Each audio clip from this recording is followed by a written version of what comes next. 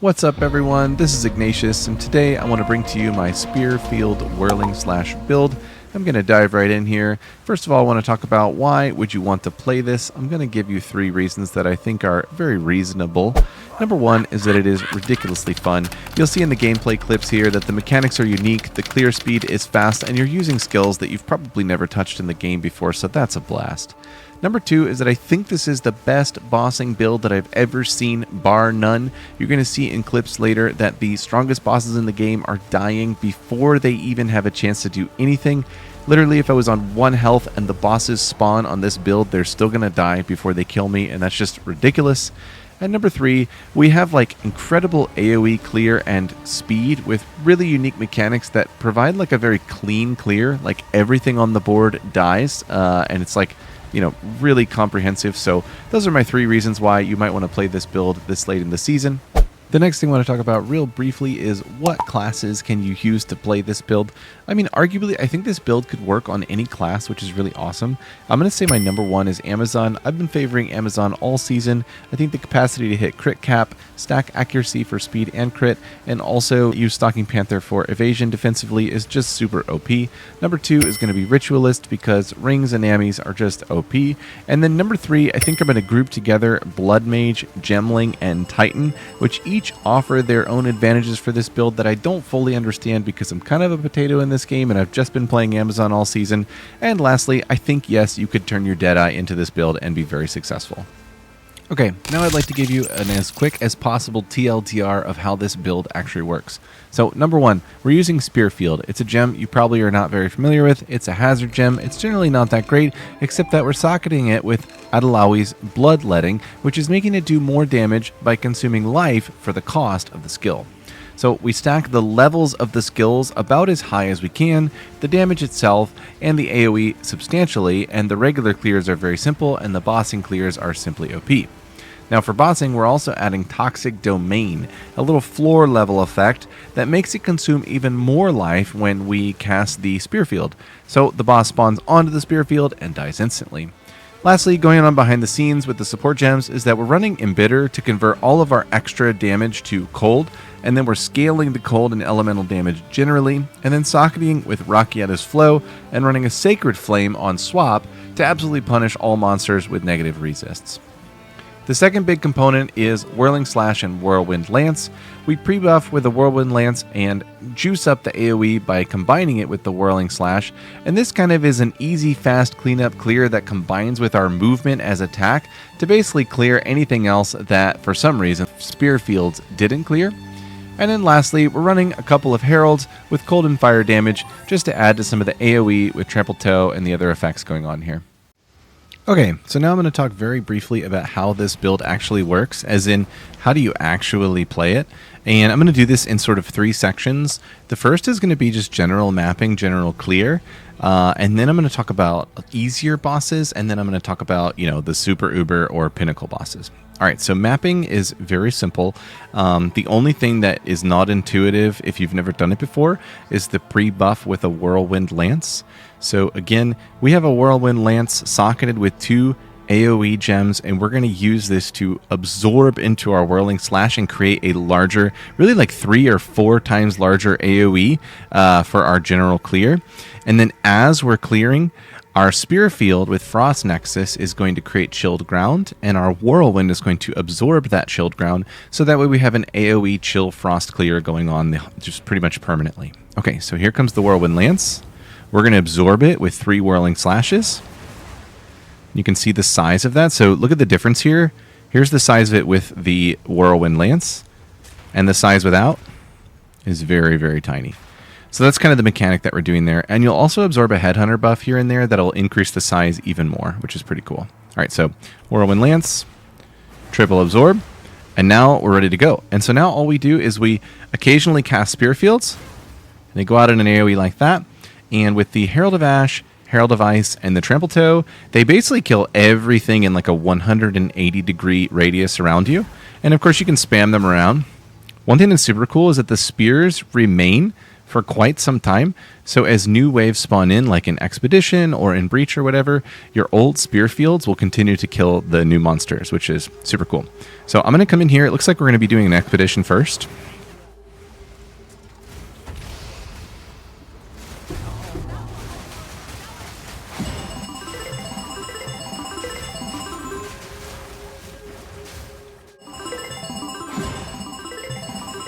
Oh.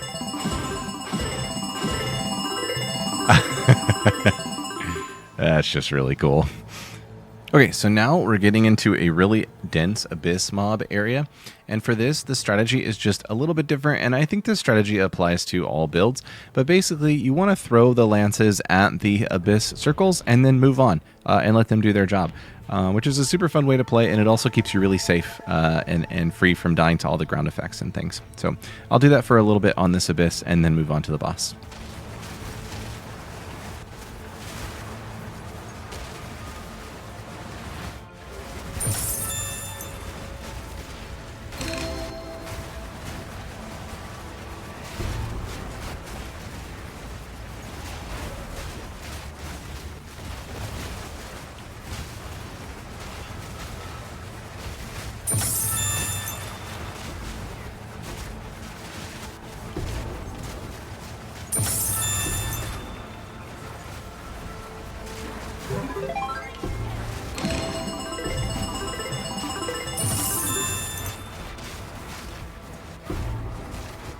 Okay, so now I want to talk about bossing in two perspectives. The first being a simple boss, which does not require any gem swaps and doesn't require too much damage in order to kill. The big thing with bosses is that you want to lay down the Spearfield in the area where the boss is going to first become damageable. And this is different for every boss depending on their sort of like pre-spawn animations or whatever. In this clip I'm about to show you, I thought it was particularly cool because this is the Bog Witch and she has a very unusual spawn animation, and then she flies in circles for like 20 seconds before you can even attack her. But in this build, we're able to kill her immediately. This next example is with pinnacle bosses or the uber bosses on maps. Two things need to change. One is that you may need a gem swap. You may need to swap out the Frost Nexus, and I recommend Concentrated Area in for that swap for the most amount of damage increase. It's 30% more. And then you probably need to lay down our ground effect, which is called Toxic Domain. You basically lay this down before you cast your Spearfields, and it makes the Spearfields cost more life to cast, which makes them do more damage. You're going to see me do that against Olroth here, and Olroth is basically going to disappear before he can do anything. Okay, in this next section, I'm going to take a much closer look at the gems and the support gems, and I'm going to talk about some of the options you have to save on costs, or maybe add more power, or make support gem swaps that could, uptick your character in areas where maybe the gear isn't really cutting it. But I'm not going to go through every single support gem of every single link, because obviously you have the POB in the guide, and that's pretty self-explanatory for that. All right, so for Spearfield, there's 3 gems that you cannot change, and that is the Bloodletting, the Embitter, and the Rockiatus Flow. The Embitter, you have to realize, takes the fizz damage add from Bloodletting and turns it into elemental damage so that we can swap that amount of damage in the resist inversion. Notice also that Sacred Flame reads, enemies in your presence resist LE damage based on their lowest resistance.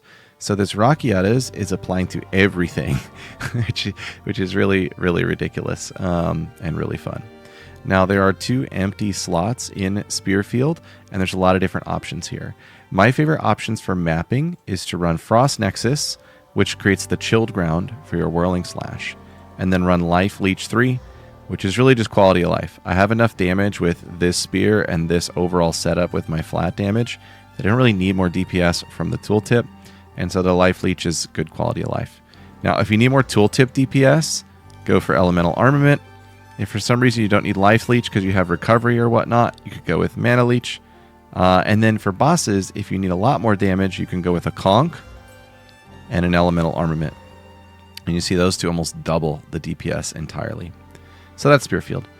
Toxic Domain is very straightforward. These 4 gems are fine, but really it could be gemless and it does about the same stuff. Whirling Slash, the 4 required gems all increase the speed of Whirling Slash. Make sure your Rigwalds is set to weapon set 1 so that you get the speed. And then once again, you can put a QOL gem here. Mana Leech, Life Leech. My favorite is the Mana Leech because it's helpful every once in a while. Whirlwind Lance, you really just need the Expanse and Mag. Herald of Ash, support gems optional. They're fine. Herald of Ice, I do think these are the ideal support gems. If you had extra Spirit, you could go with a Deadly Herald instead of Longshot 2. Ghost Dance and Wind Dancer, very self-explanatory, except note that you need a Precision 2 and a Precision 1 in here if you have the Spirit for it to maximize accuracy and speed on your build. Next, I want to talk very briefly about the gear. Again, like with the support gems, you can generally see what's going on with the gear, but I am going to make a call out to about 5 specific things so that you're aware of the interactions, how they work, and how they're essential. Number 1 is Trampletoe. Some people may end up arguing, if anyone ends up playing this build at all, that this isn't needed. I just have a visual notice of the difference of the clarity of clear. So this is kind of like a cleanup mechanic. It is an essential. It doesn't do something, very specific that we absolutely need, but it does make the overall clear super clean so that nothing is left behind. Number 2 is Sacred Flame. This was huge in 0.2, but if you're not familiar with it, it's this first line here, damage as extra fire. You want this modifier to be as high as you possibly can, and then we're swapping it from fire to cold with Embitter on the Spearfield to proc freeze. Number 3 are the gloves and speed in general. Speed is a commodity. It's a final form type of enhancement to the build, and you can pretty much always add more if you want to spend more or sacrifice other parts of the build. We are getting speed from attack speed mechanics, obviously, but then also from stacking accuracy and using the passive notable Falcon Dive. So realize like these gloves, for instance, are like 100 Divine Gloves, but you could save massively on these by just, not doing super juiced speed gloves and doing some other type of thing and not zooming as fast. This is especially good if you're like mostly doing this for pinnacle bossing, and in that case, you maybe don't need speed at all. You just want to stack triple flat and maybe crit bonus, things like that. I also want to mention about Lycosidae. There's other ways to be really, really fast with Whirling Slash, but this one gives us a big defensive layer in 29% block all by itself, and you can get it triple socketed for pretty cheap, which helps with your resist layer. Lastly, I want to mention that there's certain mods that are in competition with one another, and generally they all show up on rings. So accuracy, flat damage, rarity, and leech. These 4 components can be swapped out on gear pieces to improve the character in one department or another. Accuracy equals speed. Your flat damage equals obviously your overall tooltip DPS. Rarity is technically optional, but I consider it required, and it is super expensive. And finally, leech. So I don't have leech on any of these pieces. I think in the final form of the build that I'm going to go for, I'm going to have life and mana leech on here, so that way I don't have to mess around with these gem swaps. But we do get mana leech here, and we can get life leech right here, and our DPS is high enough that we don't actually need them on gear. All right, final section to briefly overview is some call outs on the passive tree. I do think this Dex Wheel passive tree has gotten very familiar for all of us this season. There's just sort of some best in slot for so many different builds, really almost all of them. However, this one has a little bit of a uniqueness in the weapon swap and the need to balance your speed on the Whirling Slash with your DPS and crit on the Spearfield. So let me just kind of point that out and what's going on there, and then everything else should be straightforward. So you'll notice that I do have a weapon swap going on with a decent number of points in the swap. Generally, what you see is the red ones are swap 1, and these are things where all we are really getting is speed or accuracy. So there's like a single crit accuracy node here. There's these ones here, skill speed here, and a few others around the wheel that you'll see in the POB and guide. I think this wheel here and this wheel here. Now on weapon set 2, we are then taking everything we can get to add more damage and more crit. So we've got crit here, a little bit of crit chance here, these 2 here, this whole wheel here with cooked, and this whole wheel here with tainted strike. And then these 2 hazard damage nodes. Everything else on the tree is a competition and a choice of you between, speed and damage, and speed coming through the form of accuracy and then actual attack speed modifiers, and then damage coming in 2 forms. The traditional damage form is, a damage additive, so increase elemental, increase attack, that sort of thing. Then we also have the percent damage as more modifiers here and here. And then we also have crit-based damage. So you want to keep a kind of a balance between all of those three, because you want to scale your flats with the increases, but you want to scale your crit with your base tooltip DPS. So that way your crit multi actually has something to key off of. Yeah, everything else is pretty straightforward. I will say the jewels that I have, like this Against the Darkness, is very expensive. You could get a 2%, 2%, or a 3-3. Just get as high as you can in both of these properties and do not get a Chaos one. This Heart of the Well I actually don't even think is best in slot. I've got a 15-14 with 2 dead mods basically. I think something with crit chance or some other type of damage mod would be really powerful here. Down here, I've got the Prism of Belief or Spearfield skills. This was actually really cheap when I bought it because I don't think many people are using Spearfield, but maybe if a few more people pick up this build after I publish it, it may go up in price, and this is also not required. I think it does really uptick the health cost for the Pinnacle bosses, and so the overall damage for the Pinnacle bosses. So yeah, you'll have to play and see if that's super essential. And then the last jewel is this, very familiar From Nothing with Walker of the Wilds, which lets us take everything in here without actually allocating to it. Alright everyone, that about does it for what I wanted to cover in this build. Let me give a few call outs to some of my content. Again, if you liked this video, if you've been following my channel, please subscribe to me on YouTube and come on over to our Discord to interact with the community, continue the dialogue and our ongoing growth of our knowledge of PoE 2. I am going to have a specific channel for this Spearfield build so that if you're trying to replicate it, you're running into any questions, issues, or discoveries, because this is not like a final form of this build by any means yet, come on by and let's chat about them there. I'm also on Mobalytics. I'm going to have a corresponding guide for this build. Give it a favorite, come on over and see it, and if you see anything wrong with it, please call me out and I'll get it fixed as quickly as possible. Thanks again everyone for the collaboration on the PoE 2 season this far. I do think this wraps up my builds that I will iterate on for the PoE 2 season. I will be streaming this build over the next week or so on Twitch and YouTube and continuing to refine it, and it'll be kind of my final project for the season before carrying over to the amazing best ARPG in the world PoE 1 season starting on October 31st. Thank you everyone.